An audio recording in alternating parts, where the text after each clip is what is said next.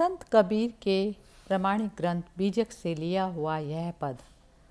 धर्म कथा जो कहतई रहे, लाबारी उठी जो प्रातहि कहें, लाबारी बिहाने लाबारी संझा, एक लाबारी बसे हृदया मंझा। रामहु केर मर्म नहीं जाना, ले मति ठानिनी वेद पुराना। वेदहु केर कहल नहीं करहीं, जरतई रहे सुस्त नहीं परहीं। साखी गुणातीत के गावते, आपो ही गए गवाए। माटी का तन माटी मिल गयो, पवन ही पवन समाए। आइए सुनते हैं इसका हिंदी में अर्थ और इसके बारे में ग्रुप डिस्कशन। जो लोग धर्म की कथा सुनाते हैं वे कथावाचक मानो सुबह से उठकर ही झूठी बातों का व्याख्यान करने लगते हैं। कल भी झूठ, सुबह शाम भी झूठ बोलते बोलते उनके हृदय में झूठ ही समा जाता है। कार्य कारण व्यवस्था से दूर अवैज्ञानिक बातें करके राम का मर्म जाने बिना वेद पुराण का संदर्भ देकर डींग मारते रहते हैं। राम रहीम की बातें तो बहुत करते हैं पर रहस्य नहीं जानते। वेद पुराणों की दुहाई तो देते हैं पर उनकी मूल्यवान शिक्षाओं को भी अवहेलना करते हैं। मन में ईर्ष्या जलन बनी रहती है, शांत नहीं होते। गुणातीत ब्रह्मा का वर्णन करते करते निज आत्म स्वरूप को ही भूल जाते हैं। इसी धोखा में अंत हो जाता है। माटी का तन माटी में और प्राण वायु हवा में मिल जाती है। हाँ जी, चलिए सिंह साहब आप बताइए इसका। हाँ जी, जैसे हमने लास्ट दोहे में करा था ना, ऑलमोस्ट सेम ही टाइप का है। उसमें भी ऐसी कहा गया था कि कबीर साहब नॉर्मली कर्म कांड के अगेंस्ट ही बोलते हैं, जो भी बोलते हैं कबीर बोलते हैं। तो इसमें भी उन्होंने धर्म कथा, यानी कि हम नॉर्मली क्या है, लोग ज्यादा इंटरेस्ट लेते हैं कहानियों में, कथाओं में ना, जबकि इम्पोर्टेंट होता है वैल्यूज सिस्टम। उसमें क्या समझाया गया है, क्या हमको करना है, कैसा बनना है हमको, या अंदर झांकना है तो क्या देखना है। तो all these things are important. उसके बजाय कथाओं में सच झूठ कुछ भी हो सकता है। वी कैनॉट से कि सब कुछ सच ही है। ऐसी ऐसी कथाएं हैं, इवन वेदों में भी, हर जगह पे, हर हर धर्म में, किसी भी धर्म में ले लो, मतलब ऐसा नहीं मैं खाली इसकी बात कर रहा हूँ, किसी भी धर्म में ले लो, सब जगह उल्टी सीधी कथाएं कई बार होती है ऐसी कि जिनको बिलीव भी नहीं किया जा सकता, लेकिन वो डाली जाती है। May be some reason for that, but उनको ज्यादा इंपॉर्टेंस दी जाती है, जबकि असलियत जो है उसको भूल भूल जाते हैं। तो मतलब राम का मर्म नहीं, हम राम के बारे में कहानियां सुनाएंगे कितनी भी, कुछ भी करेंगे राम रहीम की, या गुणातीत बताएंगे किसी को, उसकी करेंगे, लेकिन उसका जो असली मर्म है वो समझे बिना, तो हम अपना टाइम वेस्ट करते रहते हैं। फिर वैसे जाके देन भी माटी मिल जाते हैं, पवन पानी हवा मिल जाती है, हम खत्म हो जाते हैं, लेकिन सारी उम्र कुछ कर नहीं पाते हैं जो करना होता है। तो असलियत क्या है कि मन के अंदर झांकना है, मन को जीरो करना है, या अहम से छुटकारा पाना है। ये जो असली चीजें हैं इनको भूल के हम इन फालतू की बातों में, झूठी बातों में हम लगे रहते हैं। तो यही लग रहा है मुझे कबीर साहब समझा रहे हैं। हाँ, परफेक्ट बोला है, बिल्कुल ठीक है। चलिए कपिल जी आप कंफर्टेबल हैं? हाँ जी, हाँ जी, हाँ जी। ये मतलब बहुत ही अच्छा समझाया है इसमें कबीर जी ने, और सिंह साहब ने भी अच्छा बताया। आई थिंक इसमें भी थोड़ा वही दिख रहा है कि डबल स्टैंडर्ड, जो बेसिकली कहानी सुन के कहानी को मतलब व्याख्यान करते रहते हैं, पर कहानी का एक्चुअल बेस या उसका जो मेन मतलब है वो समझ में नहीं आता है, और सिर्फ वो कहानियां ही बोलते रहते हैं। तो इसमें एक चीज अच्छा लिखा है कि राम रहीम की बातें तो बहुत करते हैं पर रहस्य नहीं जानते। सो ऊपर ही ऊपर से जो चलते रहते हैं, एक वो थोड़ा अच्छा बताया है। मन में ईर्ष्या जलन बनी रहती है, शांत नहीं होते। सो बेसिकली डीप नॉलेज या एक्चुअल मूल्य उसका जो मतलब डिटेल्स है वो समझ में नहीं आ रही है, बस ऊपर ही ऊपर चल रहे हैं, तो उसका कोई फिर मतलब नहीं है लाइफ में, उसका कोई इम्पैक्ट नहीं है। और इसी धोखा में अंत हो जाता है। तो बेसिकली कुछ किया नहीं लाइफ में, कहानी सुनी, कहानी बताई, और मूल्य उसका समझ नहीं पाए, और फिर जीवन भी खत्म हो जाता है। तो बिना किसी मतलब के, बिना किसी समझ के, तो इतना मेरे को समझ में आया। हाँ जी। ठीक है, बिल्कुल बढ़िया। चलिए विनिमय जी बोलिए। हाँ जी। हाँ, इसमें मुझे वो कि वही हाथी के दांत दिखाने के और खाने के और वाला है कि लोग जो है पूरी दुनिया में यही कि वही, और वही मुंह में राम राम बगल में छुरी वाला।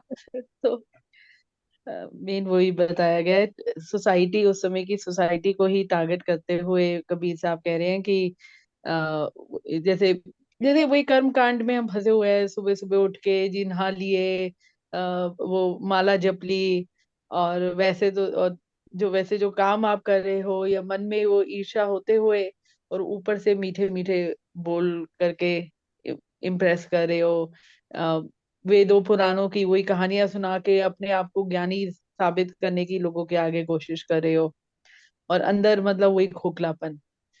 तो उसी को कहा है कि तो और इसी तरह से हम अपना पूरा जीवन निकाल देते हैं, और वही जब कहा है कि माटी और तन, माटी में मतलब मिल जाता है, प्राण वायु हवा में मिल जाती है। तो ऐसे ही पूरा जीवन हम इसी चीजों में नष्ट कर देते हैं। और जो मूल है, जो है कि अपने जीवन को यदि हम वही सीख ले कि जी सिंपल वे से, बेस्ट से सिंपल वे से करो, और जो वो है वही सत्य पर स्थापित होकर, और जो जिस तरह की जो परिस्थितियां हैं उसके अकॉर्डिंग यदि आप अपने आप को मोल्ड भी करते जाओ, वही फ्लूइड रहो, नॉट जैसे वो ठोस एक पत्थर की तरह की जी लीर के फकीर बने रहे, और वो जो था वैसे ही है। तो जीवन को सही तरीके से, एक तरीके से जीने का वो अ, बता रहे हैं जो, हाँ मुझे लग रहा है। और वही कि ये नहीं है कि आपको मतलब आध्यात्म का मतलब वो नहीं है कि आप भगवान का नाम, भगवान वही है, हमारे अंदर ही है। और भगवान का नाम लेने का सिर्फ नाम तक उसको नहीं रखिए, उसको अपने में उतारिए। जो हम वो कहते हैं कि गीता का सिर्फ राग ना गाते रहिए, गीता जिस दिन आप खुद गीता बन गए, तो वो ही आपका मतलब वो आपका लक्ष्य होना चाहिए कि जो उसमें कहा है उसको अपने जीवन में उतारो आप, ना कि बाहरी आडंबर या ये सब कुछ करो बस। बिल्कुल ठीक बोला, हाँ ठीक बोला, बिल्कुल परफेक्ट बोला। हाँ जी हाँ जी, विनोद जी। मैं बोलूं। हाँ जी हाँ जी। जैसे बिल्कुल सिंह साहब ने कहा कि ये जो कहानियां जो हम लोग सुनते हैं, या कहानियां जो बोली जाती हैं मंदिरों में, या कहीं जो सत्संग होते हैं जहाँ बाकी सब जगहों पे, तो उसको सिर्फ सुनने से नहीं होगा, उसको जीवन में उतारना है। तो अब जो गीता में हमने पढ़े कि जो, अगर जैसे इसमें भी कहा है कि गुणातीत ब्रह्म के वर्णन करते हैं, तो जो ब्रह्म का वर्णन जैसे अभी गीता में सरिता जी ने हमको बताया, तो मैं वो 4-5 पॉइंट ऐसे सोच रहा हूँ कि जैसे जैसा एक मुझे लगा है कि इक्वलिटी जैसे कहते हैं कि सबके अंदर भगवान है। मतलब प्रभु जिसको हम बाहर ढूंढ रहे हो हमारे अंदर ही है, और सामने में भी हमको जो भी सामने वाला है उसमें अगर हम भगवान का रूप देखेंगे तो हमारे कर्म सही निकलेंगे। एक तो वो मुझे लगता है इक्वलिटी, मतलब भगवान सबके अंदर है ये पकड़ना है। और दूसरा अपने सेंटर को जीरो करके ही कोई काम करना है, मतलब उससे बायस नहीं होना चाहिए सेंटर की। ये अगर ये फलाना ये पोजीशन वाला आदमी है तो मैं उसका अलग रिएक्शन दूंगा, कोई छोटा आदमी है तो उसका अलग रिएक्शन दूंगा। इस तरह से मतलब सेंटर को जीरो करके ही चलना है, एक ये। और दूसरा फियरलेस, मतलब कि जो भी मन में जो सच है, सॉरी मन में नहीं, जो सच है वही बोलना है। और गलत चीजें बोलनी नहीं है ना करनी है, मतलब कि अपने कर्म जो है एक तरीके से सही डायरेक्शन में लेके जानी है। और दूसरा अटैचमेंट नहीं होनी चाहिए, मतलब जैसे अगर आपको मतलब अगर सही ब्रह्म की तरफ जाना है तो इंडिपेंडेंस बहुत जरूरी है, मतलब जितने काम अपने हाथ से हो सकते हैं वो करने हैं, और किसी पे डिपेंड नहीं रहना है जब तक हो सकता है। जब फिजिकली प्रभु की इच्छा नहीं है, कोई डिपेंडेंस है तो अलग बात है, अदरवाइज जितना भी अटैचमेंट है वो निकाल देना है। और डिपेंडेंसनेस जीरो, मतलब ये 4-5 चीजें मुझे लगी जो बार बार सरिता जी कहती है, इस तरह से मतलब ये ब्रह्म की तरफ जाना है। तो ये 4-5 क्वालिटी पे अगर हम काम करेंगे तो इट विल टेंड टू, मतलब कि अब वो कंप्लीट जो है वो तो बहुत टाइम लगेगा, लेकिन एटलीस्ट शुरुआत हो जाती है। और जैसे कहते हैं गीता में भी, अगर आप अंत काल में भी पछतावा मतलब ये छोड़ के अगर सीधी दिशा में चलते हो तो आपका वो जीवन तो काफी तरह से एक तरह से कंप्लीट हो जाते हैं। बस ये 4-5 चीजें मुझे लगी जो ब्रह्म की तरफ जाना है, तो उसमें आपको हेल्प कर सकते हैं। और एक इन्होंने लास्ट में कहा है कि माटी तन माटी प्राण वायु, मतलब जो आपके पांचों तत्व है अंत में माटी में मिल जाने वाले। किस चीज का तू गुरूर या गमन करता है, माटी से बना हुआ है, हाड़ मांस है और माटी में ही मिल जाएगा। तो ये तेरे हाथ में कुछ नहीं है, सब प्रभु की इच्छा से चल रहा है। तो अपने ऊपर घमंड करना छोड़ दो, और एक घमंड जैसे मतलब जैसे ईगो निकल जाता है तो वो ही पहली सीढ़ी रहती है ब्रह्म की तरफ। बस थैंक यू। ये विनोद जी, ये आपके हीरे हैं ये, अब मेरे तो रहे नहीं। ये तो इतना सुंदर ढंग से आपने इसको वो किया, जबरदस्त किया, इसमें कुछ बोलने को बचा नहीं है, जबरदस्त बोला है। यही निचोड़ है सारा, बस एसेंस यही है। इसमें मेरे लिए तो कुछ भी नहीं है ऐड करने को, बिल्कुल ही बढ़िया है। यही है बस, ये एक्चुअली बस यही था कि जैसे हम जो पूजा पाठ और ये सब चीजें हमने स्पिरिचुअलिटी को एक तरीके से क्रिया के रूप में जो रख दिया, कर्म, कर्म कांड उसको कहा जाता है। कि जैसे मैं कहती हूँ मेरे को निकलने से पहले, घर से निकलने से पहले 10 मिनट की पूजा करनी है, और कर्म में हमारे वो चीज आई नहीं, तो वो सिर्फ एक एक जो है पूजा मात्र वैसी रह गई, फिजिकल लेबर रह गई, फिजिकल कुछ भी बोलना, चाहे वो वाणी से बोलना हो गया, चाहे कुछ हो गया, तो इंद्रियों का भोग उसको नहीं लगता है। इंद्रियों से कुछ भी किया हुआ वहां तक नहीं पहुंचता, सिर्फ मन का शून्य होना ही उसकी प्रेजेंस है। तो वही है, तो मन को शून्य, जो भी सरकमस्टांसिस में हम, हमारे पास जो भी सिचुएशन आती है, उस सिचुएशन को सामने वाला, ही जो विनोद जी ने भी बोला कि सामने वाले को भ्रम जानते हुए कि ये वस्त्र धारण करके आया है, अब वो कैसे आया, उसका कैसे रेस्पॉन्ड करना है। तो जिसने इस समझ से जीवन नहीं जिया, तो कहते हैं जैसे युद्ध, हर कर्म एक युद्ध की तरह से है, जीवन में युद्ध की तरह है। तो जैसे जब तक सामने युद्ध नहीं समझ रहे, आप जीवन को भोगना चाहते हैं, जब तक भोगने वाली दृष्टि है, तो तब तक आप भ्रम वाला, जो भ्रम की स्टेज पे बैठ के नहीं कर सकते कर्म। तो उसमें यही है कि जिसके गीता और वो चीजें समझ में ही तब उस मनुष्य की आएंगी जिसको हर हर कर्म के उसमें जो है वो अर्जुन बनेगा। अर्जुन बनेगा, मन को जीरो करवाया भगवान ने, मन को जीरो करा के उसको कृष्ण में कन्वर्ट कर दिया। तो वही वही है, छोटे से छोटा, बड़े से बड़ा, तो वो है। तो स्पिरिचुअल जो एक्टिविटीज के तौर पर जो हम लोग वो के साथ में जुड़े हुए थे, एक जा रहे हो आप मंदिर के दर्शन करने, और मन में कामना से नहीं, शांत भाव से जा रहे हो, तो कहीं भी जाइए आप, तो कुछ भी मैटर नहीं करती हैं। वो भी आपके लिए फिजिकल एक चीज है, जैसे कि आपके लिए एक एक हिल स्टेशन या किसी भी कोई भी मतलब एंजॉय वाली जो एक्टिविटीज जो आप करते थे पहले, और एक मंदिर में जाना, दोनों चीजें आपकी एक बराबर हो जानी चाहिए। कि आपके लिए ये नहीं है कि ये नहीं कहो कि मंदिर में नहीं गया तो ऐसा वाली परेशानी हो गई वहां जाकर, ऐसा नहीं। तो उसमें जब आप किसी फॉरेन कंट्री में कोई ट्रिप करने जा रहे हैं, चाहे फिर जो है मंदिर के लिए जा रहे हैं, आपके लिए दोनों चीजें एक समान है, क्योंकि आपके मन में कामना नहीं है ना। आप तो उस चीज को आप पूरी तरह से, हर मोमेंट को अच्छी तरह से जिएंगे। कोई भी मिलेगा आप उससे भी अच्छी तरह से जो है बहुत अच्छी तरीके से पेश आएंगे, और कोई खराब भी मिल जाता है तो भी फिर वही आया, लेकिन उसको कैसे रेस्पॉन्ड करना है मुझे, तू ये वाले वस्त्र धारण करके आया तो तेरे को उसी तरीके से जो है बताना पड़ेगा। लेकिन मेरा मन जीरो पे है क्योंकि मैं तेरे को पहचान गया, बस। ये जो भाव है ये जबरदस्त। वैसे था नहीं कुछ भी बोलने को, लेकिन बस इसी बोलना था तो इसलिए बोल दिया बस।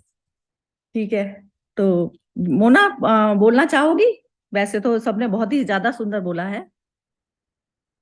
मोना तुम बोलना चाहती हो तो कुछ बोलो, हाँ नहीं तो। जी, हाँ जी, नहीं हाँ, नहीं मैं कुछ नहीं बोलना।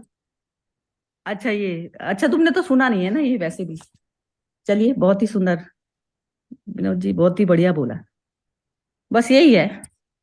और कुछ कोई कुछ कहना चाहता है तो कहिए, नहीं तो खत्म करते हैं।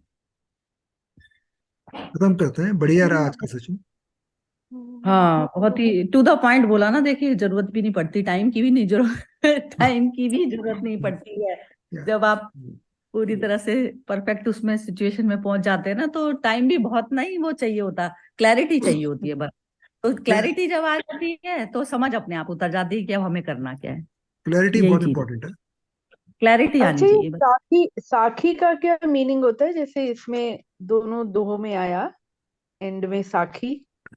ये ना कबीर के जो ये है ना, जैसे ये जो इन्होंने बीजक उससे लिए है ना ये पद। तो ये जो साखी साखी दोहे, और उनको तीन चीजों में इन्होंने डिवाइड किया हुआ है। मतलब पता मुझे भी नहीं है, लेकिन बस तीन चीजों में इनका, एक को तो दोहा बोला जाता है, एक को साखी, और ये जो इनके चार। अब देखिए, जो नॉर्मली हम दोहे पढ़ते थे, इन्होंने उठाए तो बहुत अलग अलग हैं दोहे। ये वाले तो दोहे हम लोगों के आंख से कभी गुजरे नहीं ना। थोड़ा सा एक मतलब नयापन तो है इनमें। इनकी जो बुक है हाँ। स्पेशली वैसी उठाई हुई है कि जिसको आराम से नॉर्मल आदमी नहीं समझ सकता। तो वो चीज है। वैसे तो बिल्कुल डिफरेंट है ये बुक, हाँ हाँ। जो एक नॉर्मली ये हम ये पढ़ते। हाँ, ये लगता है हाँ जी। मतलब गीता से जो रिलेटेड पद हैं, गीत मतलब जिसमें गीता का ज्ञान या स्पिरिचुअलिटी का है, वो वाले पद ज्यादा दिख रहे हैं मतलब। और बाकी उसके जो फेमस है कबीर जी के दोहे, वो भी 8-10 आए। और बाकी मेजर तो वही मुझे स्पिरिचुअलिटी वाले लगे सब जो है। ज्ञान गीता का ही है जी। हर जगह जाओगे वही वही हाँ। मिलेगा। कहीं पे भी किसी भी ग्रंथ को पढ़ लोगे आप, वही का वही लिखा सब में।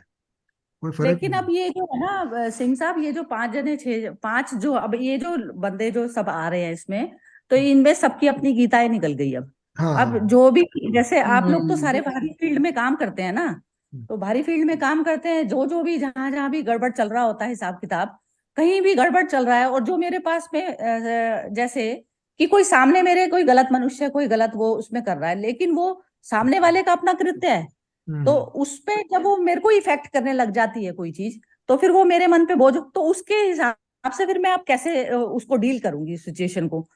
तो ये गीता गीता जब तक सबकी अपनी नहीं निकलेगी ना, गीता मतलब बिल्कुल समुद्र के उस पे लेवल पे आके आप नहीं आ जाते, तो तब तक जो है समाज में भला नहीं होने वाला। ये जैसे हम पांच है ना, तो पांच के पांच में ये हो जाता है कि जैसे अब मेरे में ही मेरे अंदर कोई डर वाली वृत्ति है, तो डर की वृत्ति मेरे को रोकती है बार बार, कोई भी चीज किसी को सही बोलने में मेरे को रोकती है। तो वो पहले मैं अपने डर वाली वृत्ति से लड़ूंगी, तो मैं उसको हटाऊंगी एक तरफ कि नहीं, जो है ये चीज होनी है, क्योंकि मेरे को अपनी प्रोटेक्शन चाहिए थी कि मैं मेरे मेरे साथ में ये मिसबिहेव कोई कर सकता है, या कोई कुछ भी हो सकता है, तो वो चीज डर मैंने हटा दिया पहले। तो उसमें पहले सुप्रीम सीट पे आ गए। तो ऐसे कर करके ही तो समाज सारा सुधरेगा ना। तो अब ये है कि यदि गीता का एक अंडरस्टैंड कर लिया आपने, तो अब उसमें जहां जहां भी आप मूव करेंगे, तो वो कहते हैं ना, जैसे वहां वहां की हवा तो कम से कम शुद्ध होती चली गई ना। तो शुद्ध हवा ये हो जाती है कि हम प्रकृति के साथ भी इंजस्टिस नहीं करते। प्रकृति के साथ मतलब प्रकृति ने जो मीन्स दिए हैं, इवन अपनी बॉडी, और बॉडी से जो जैसे जो हमारे मुंह से भी निकलता है, तो मुंह से क्या है, हमारे मुंह से भी ब्रह्म वाक्य ही निकले। ब्रह्म वाक्य उस चीज को जिसको कोई काट नहीं सकता। जैसे अब कोई कह दे, जैसे बुद्ध जो है बिल्कुल मौन रहे, और भगवान कृष्ण ने उसको युद्ध का किया, तो जीवन मौन मौन बन के भी तो युद्ध है। कहीं पर आपको यदि चुप रह के ही कोई इंसान मनुष्य सीख रहा है, तो उस समय आपका युद्ध क्या है, मौन रहना। तो ऐसा समझ का द्वार खुल जाता है हर इंसान का। तो ये समझ आनी बहुत जरूरी है। ये समझ नहीं आती तो समाज का कल्याण नहीं कर सकते। और कल्याण क्या है, ये मनुष्यों को ही चाहिए होते हैं। बाकी दूसरे तो प्रकृति के जीवों में कर्म का नहीं है ना, करने का। कर्म करने का कोई साधन नहीं है उनका, तो कर्म भोग वाला उसमें आते हैं वो। और वो अपनी उस योनि से छुटकारा पाते हैं जब वो खत्म हो जाते हैं जीव। तो ये सारी योनियां दूसरी वाली ऐसी हैं। और सिर्फ मनुष्य जीवन में ही मन के पार जाना। तो मन, मनुष्य ही वो शब्द जो है मन से आया है। तो मन जब तक उसके साथ में अटैच रहता है, तब तक वो ब्रह्म में एंटर नहीं होता। तो वो मन को पहले क्या करना, जीरो, बार बार बार बार जीरो करना। तो ये चीज अब गीता भी यही कहती है, गुरुवाणी भी यही कहती है, सब यही कहते हैं। तो यही है कि अब जो समाज में जो भी चल रहा है चारों तरफ, तो उसमें हम देखते हुए में उसको समझ से जीवन को अपने जिए। हाँ जी, ये हाँ मतलब है। बिल्कुल बिल्कुल। एक खाली बहुत इसमें ऐड बहुत करूं, सही। मतलब जैसे आप बता रहे हो गीता तो बहुत सारी हमने पढ़ी, मतलब ऐसे ही जैसे वो हमारे यहाँ भी एक मेघा करके आती थी पहले, तो उसने तो बहुत बार पढ़ी हुई है गीता। मतलब मैं तो फर्स्ट टाइम पढ़ा जब मैंने भाटिया जी के साथ बैठा। तो वो जो वहाँ और आपकी जो आप जो समझाते हो, मतलब यू गो बियॉन्ड वर्ड्स, जो शब्दों का लिखा है वो गुरु वही समझाते हैं जो शब्द में लिखा है, लेकिन वो शब्द का परे मतलब कि उसका रियल अर्थ क्या है, वो तो जब आपने बताया, और वो भी बार बार, पहली बार तो समझ में नहीं आ रहा था कि ये कह रही है, मतलब वो एडॉप्ट करना ही मुश्किल लग रहा था फर्स्ट फर्स्ट सीटिंग में। तो पहले मतलब जो शुरू के 1-2 महीना था, फिर धीरे धीरे समझ में आया कि नहीं यही चीज सही है, और जो पहले हम सुनते थे वो कहानी थी। अर्थ तो अभी समझ में आया। मतलब जो आप कहते हो गीता के मतलब जो सही अर्थ है, वो समझाने वाला भी कोई होगा, तो ही उसका मतलब आप रियल मीनिंग जान के उसको फिर इम्प्लीमेंट कर पाओगे। बिल्कुल ये बिल्कुल। उसने ना हाँ, हाँ नहीं, बोलो मैंने कहा मिमी। विनोद जी ने वैसे बहुत सही बात कह दी कि हम वही पहले जब हम पढ़ते थे वही कहानियां ही पढ़ रहे थे। और जब हम हाँ, गीता, जब वो ठीक है, बिल्कुल। जब भाटिया जी के साथ भी हुआ तो वो कहानियों तक ही हम वो थे। और उसके बाद वो जैसे आपके साथ जुड़े तो इतनी पढ़ते वही उतरती गई उतर गई, फिर वो जो जो मूल जो है ना, जो गहराई फिर समझ आई। तो और वही इसमें कहा है कि वही लोग जो कर रहे हैं, कहानियां पढ़ रहे हैं, कथावाचक बनकर सुबह सुबह वही कर रहे हैं। क्या है? तो करना करना क्या बहुत है कि बढ़िया। अपने जो अहम को ना सेंटर से हटाना है, बस इतना ही काम करना है। हम उसको सेंटर में बिठा के बैठे हैं, उसके चारों तरफ सब कुछ घूम रहा है अहम के चारों तरफ, जबकि वो झूठ है एकदम से। उसके हम कोई एक चीज है ही नहीं वो अहम नाम से, उसके चारों तरफ सबको उसी को घुमा रहे हैं हम, जो अहम को है। तो अहम को सेंटर से ये हटाना ही है। वही सरिता जी वही बोल रही हैं जो एग्जैक्टली वही साथ हाँ मिलता है मुझे। ये इसमें ये ना ओशो ये बोलते थे, जैसे मेरे को भी नहीं समझ में आता था, तो हम्म। ओशो का जैसे जब सुनती थी तो बोलते थे कि गैप बिटवीन द लाइंस। तो जैसे दो लाइन लिखी हुई है तो उसके रीड बीच बिटवीन का द जो gap, line, read between the lines.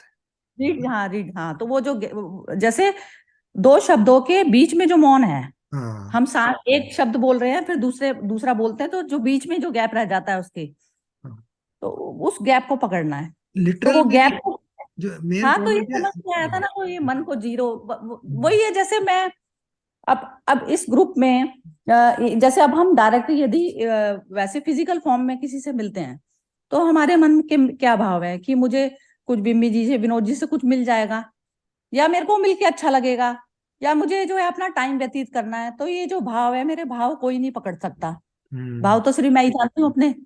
अब दूसरे लोग क्या बता रहे हैं क्या नहीं बता रहे, हमें क्या चीज उठानी है उसमें से, तो उठाने के लिए भी समझ चाहिए। समझ चाहिए उठाने के लिए कि सामने वाला जो बोल रहा है। अब जैसे जो ये फिजिकल जो जितने भी ये गुरुज हैं जो बहुत ज्यादा वैसे लाइमलाइट में आए हुए हैं, तो वो अपने बताते हैं अपने कि एक्सपीरियंस के। इवन ओशो ने भी बताया है, ओशो ने भी वो शुरू वाली स्टेज में बताया है क्या होता है, अट्रैक्ट करना होता है भीड़ को।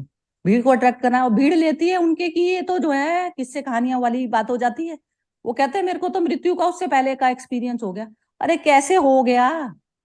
जो वृत्तियां हैं सारी, जो वृत्तियां जो बैठी हैं, तो वो सारी जो वृत्तियां हमारे अंदर है, मतलब मेरे अंदर डर की भी वृत्ति है, मेरे अंदर घृणा की भी वृत्ति है, मेरे अंदर प्रेम की भी वृत्ति है, सारी वृत्तियां हैं। अब मैं कौन सी वृत्ति का मैं यूज कर रही हूँ, तो ये तो सारी वृत्तियां मेरी कैसे है, पुराने ये प्रीवियस बर्थ है, प्रीवियस बर्थ से निर्माण किया हुआ है मैंने, संस्कार जो मेरे थे। तो ये चीज थी। तो सिर्फ संस्कारों को तो नोट करते हैं, मृत्यु मृत्यु तो शरीर की फिजिकल उसकी तो डेथ हो ही जाती है हर किसी की। कोई कह रहा है मैं तो जो है ये था पुराने जन्म में। अब ये लोग जो है उसी को पूजने बैठ जाते हैं कि अरे भैया उनको तो पूरा जन्म का मिल गया। तो ये चीज हमें क्या उठानी है, वो अच्छी बात कह रहे हैं, सब कुछ सब अच्छी बात कह रहे हैं, यदि स्पिरिचुअल नॉलेज पे आ जाए तो वो बात ठीक कह रहे हैं, ठीक कह रहे हैं। लेकिन अब क्या चीज उठानी है, ये तो जो जो मैं हूं, मेरे अंदर समझ का द्वार कितना है, या मैं कितनी ये जो भ्रमित वाली स्टोरियों में जाती हूँ, तो ये तो मेरे ऊपर है ना। तो अब उसमें से उठा लेते हैं हम वो वाली चीजें कि वो है। अब वहां पर इतनी भीड़ भीड़ बना लेंगे कि उस इंसान की ईगो को जो नहीं भी थी ना, वो निर्मित हो जाती है। निर्मित हो जाती है क्योंकि उसको आदत चस्का पड़ जाता है, उसको लोगों का अटैच होने का चस्का पड़ जाता है उसको। जैसे औरंगजेब ने भी ना ये बताया था, ये भी ओशो की स्टोरी है कि वो जो उनके फादर को उसने जेल में डाल दिया, तो कह रहे हैं उसको इतने लेक्चर की आदत पड़ गई थी। तो ये चीज मैं भी अपनी नोट करती हूँ कि कहीं ज्यादा जो है लेक्चर में तो नहीं फंस जाऊं। मतलब वो तो नहीं हो रहा, मतलब कहीं अट्रैक्शन में तो नहीं जा रही हूँ कहीं, मतलब कहीं जो है जैसे आप लोगों के सबसे मिलती हूँ तो कहीं उसमें तो नहीं जाने का, जैसे ज्यादा वो तो नहीं हो गया कहीं, इस चीज की पकड़, गीता के पाठ करने की ही पकड़ तो नहीं बन गई मेरे ऊपर। तो ये चीजें हर समय जो है, ये चीजें इंसान को ध्यान रखनी चाहिए कि क्या है, जैसे अब एक टाइम है, ये ना हो कि ये 9 का जो सेशन हो रहा है नहीं हो रहा तो उसमें मेरे को कुछ बेचैनी शुरू हुई है, कुछ ऐसा नहीं। तो ये स्पिरिचुअल से भी पकड़ना, स्पिरिचुअल की भी पकड़ मेरे ऊपर हो गई। ये कहने को तो स्पिरिचुअल है कि हम ये सब करते हैं, लेकिन इसकी भी पकड़ में तो फिर मैं बंध गई ना। तो ये चीज जो है हर इंसान को अपनी नोट करनी पड़ती है। तो हर समय में क्या होता है, जो जिस समय में मैं पूरे रूटीन पूरा दिन में करती हूँ, कोई चीज वो उस दिन ऊपर नीचे होती है तो मैं अनइजी हो जाती हूँ। तो वो अनइजीनेस जो है नहीं होनी चाहिए, क्योंकि उस समय नहीं दिया ना, सामने जो प्रकृति का जो दृश्य आ रहा है वो सारा अनप्लैंड है, सारा वहीं से आना है, पूरे उसमें से आना है, ब्रह्मांड में से निकलना है निचोड़। तो वो चीज जो है, अब मेरा माइंड यदि मैंने पर्टिकुलर किसी चीज के लिए मेकअप कर लिया तो वो मेरा बंधन हो गया उसी समय का। ये चीज नोट करें, हर समय ये चीज पे जाना है बिल्कुल। जो है आपने कोई भी अपने थॉट प्लान करा हुआ है, करिए प्लान, कोई मैटर नहीं है, लेकिन प्लानिंग का बीच में विघ्न पड़ता है तो उससे आप परेशान हो जाते हैं। तो मतलब ये हो गया कि छोटे से आप परेशान हो गए। आप सुप्रीम थे, सुप्रीम ये थे कि आपको डिसीजन लेना था कि अब ये मूवमेंट में सडन ये कोई एक्सीडेंट वाली चीज कोई आ गई है तो उसको हैंडल कैसे करना है, तो आपको उस टाइम में शून्य होना पड़ेगा अपने मन से, तो तब आप उसको हैंडल कर पाएंगे। तो ये चीज हमारे साथ नहीं चलती। जैसे हम किसी के लिए बना लेते हैं कि वो व्यक्ति तो आना ही नहीं चाहिए या हमें जाना ही नहीं चाहिए वहां पर, तो ये चीजें नहीं चलती हैं, हमारी नहीं चलेगी कुछ भी। तो ये सब चीजें जो है हैंडल कर लेंगे, बार बार हर क्षण शून्य मन पे आना पड़ेगा अपने आप को, यदि इजी वाले उसमें जाना है तो आपको। तो ब्रह्म की स्टेज वही होती है, कृष्ण वही उसी लेवल से जिए। तो इसलिए वो कृष्ण, और जिनको आज भी ब्रह्मांड कितने हजारों साल के बाद में भी अभी भी पूज रहा है, तो वो चीज हमारे उससे भी निकल रही। तो क्या होता है, अपने कर्मों का जो गूंज होती है वो ब्रह्मांड तक जाती है। आप परवाह मत करें उस समय की क्या चीज आई है क्या नहीं आई है, जीरो मन करके आप उस समय उस सिचुएशन को हैंडल करें। ये मैं चाहती हूँ कि इस ग्रुप के सभी लोग ऐसा जिए, हर क्षण जो भी आया है उसको बिल्कुल ऑनेस्टली और समझ से पूरी तरह से उतर के उसको उस क्षण में उसी तरीके से जीना, और हल्के रहना हर समय, वो चीज सबसे ज्यादा जरूरी है। बिल्कुल बिल्कुल, ये रोज बहुत आपसे बढ़िया। सुनते रहेंगे तो धीरे धीरे वो आचरण में लेके आ पाएंगे। नहीं नहीं, ये तो अभी मिजी ने अब ये शुरू करवाया, अब नेक्स्ट टाइम में देखते हैं अब क्या चीज, कोई दूसरा चीज उठा लेंगे, फिर ऐसा करेंगे 15 मिनट पे, और फिर बीच में यदि कोई नहीं होता ना, 2-3 लोग नहीं होते तो छोड़ देंगे उस दिन सेशन। तो अच्छा है, फिर वो सेशन की भी आदत नहीं पड़नी चाहिए एक तरीके से। तो वो सेशन ऐसा हो जाए कि बस वो सेशन हमारे हर कर्म में झलके, ऐसा हो जाएगा। तो वो बस होना तो चाहिए, ये मतलब अलार्म क्लॉक हो जाता है एक तरीके से ना, अलार्म हो जाता है, जीवन का अलार्म है कि आप 10 मिनट में आपने अपने ऊपर की धूल साफ कर ली, तो अब पूरा दिन में आप फ्रेश तरीके से आप डील कर सकते हैं सिचुएशंस को, शरीर भाव में नहीं जिएंगे हाँ ना। जी। तो वो चीज सबसे ज्यादा जरूरी है। बस अंडरस्टैंड तो सबने कर ही लिया तो, लेकिन मजा आता, चलिए बिल्कुल एक ही अंडरस्टैंडिंग पे हो गए ना अब, तो सब एक ही प्लेटफॉर्म पे हो गए तो मजा आने लग गया फिर। हाँ जी कपिल जी, आप कुछ बोले नहीं, आप भी अपना कंक्लूडिंग रिमार्क्स बोल दीजिए। जी नहीं, सभी ने अच्छा ही बताया। आई थिंक ये एक लाइफ का पार्ट हो गया है। और मतलब वही था, मैंने भी पहले भाटिया जी से किया था। सो ऑफ कोर्स उसमें भी काफी कुछ अच्छा था, बट जो तथ्य मूल्य और बेसिक समझ में आया वो शायद आपके साथ ही ये जो सेशन किए हमने, और फिर अभी जो कबीर का हम कर रहे हैं उसमें आई थिंक अल्टीमेटली बेसिक तो गीता का ही है, बट आई थिंक उसमें एक्सप्लेनेशन थोड़ा अलग तरीके से दिया है। तो लाइफ के हर हर मोड़ पे आई थिंक कुछ ना कुछ नया सीखने को ही मिल रहा है। सो आई थिंक मेरे लिए तो बहुत ही बेनिफिशियल है। और अच्छे, मतलब हमारे हम सब अच्छे विचारों वाले हैं, तो वो भी एक नया एक पॉजिटिव एनर्जी देता है starting of the day. So I perfect. Think बहुत ही पॉजिटिव है। And thank you everyone. हर बार कुछ ना चलिए कुछ मोना, सीख ही रहे हैं, हर हाँ बार सीख। मोना, मोना क्योंकि कुछ भी अभी बोल। हाँ, क्या बोल रहे हैं विनोद जी, बोलिए बोलिए बोलिए। हाँ, पहले क्या था कि आप बोलते थे हम लोग सुनते थे, तो तब याद नहीं रहता था। अभी जब से आपने ये नया तरीका मतलब शुरू किया है कि पहले हम बोले फिर आप कंक्लूड करते हैं, तो उसमें क्या है, थोड़ा माइंड अप्लाई करते तो जो पहले सुना है 1-1.5 साल में, तो वो थोड़ा रिफ्रेश हो जाता है। और फिर उसको हम जब बोल, मतलब एक कहावत है कि when you ink you think, मतलब कि जब आप खुद लिखते हो या खुद बोलते हो तो थोड़ा सोचना पड़ता है। तो सोचते हैं तो थोड़ा चीज पक्की हो जाती है। मतलब then you remember for long time. तो ये अभी आपने नया जो किया, ये अच्छी मतलब स्टाइल, मतलब अच्छा तरीका है। एक और हाँ चीज वो ऐड ना, करूंगा। आप जो हैं सरिता जी, बेसिकली आप मतलब आप कन्फ्रंट नहीं करते हैं, जो भी जिसके विचार हैं वो आप उसको रखने देते हैं और उसको अप्रिशिएट करते हैं। नो डाउट हो सकता है वो गलत हो, सही हो, सेकेंडरी है, बट एटलीस्ट जब जैसे जैसे हम आगे बढ़ते हैं तो समझ में आता है शायद उस वक्त में मेरे ऐसे थॉट थे, आज के दिन में ऐसे थॉट हैं। तो आप एटलीस्ट एक्सेप्टेंस मोड में हैं और आप बेसिकली एक्सेप्ट करते हैं हर एक के विचार को। वो बहुत अच्छी चीज लगती है, तभी बोलने का भी मजा आता है। नहीं वो है ना कपिल जी, जैसे मैं अपने एक्सपीरियंस से बोल रही हूँ, आप अपने एक्सपीरियंस से बोलेंगे ना, तो वो एक्सपीरियंस तो किसी के भी मेल नहीं खाते। लेकिन जी जी। एक्सपीरियंस आदमी का, अब इसमें क्या हो गया ना, प्रेशर पड़ने लग गया सबको माइंड पे। क्या था पहले, जैसे जब बोलते थे ना, तो वो दूसरा इंसान सोचने वाले मोड में नहीं जाता है। वो जब तक अपने आप, अब जैसे आप एकदम सिर पे, जैसे मैं कहती हूँ ना, सबसे पहले एसपी सिंह जी पर जो है बम गिरता है, तो वो मतलब ये हो जाता है सबसे प्रेशर, सब फर्स्ट आदमी सबसे बड़ा प्रेशर लेता है, वैसे कहने की बात नहीं है। जी क्योंकि वो नहीं नहीं, सबसे ऐसा कोई जरूरी नहीं है।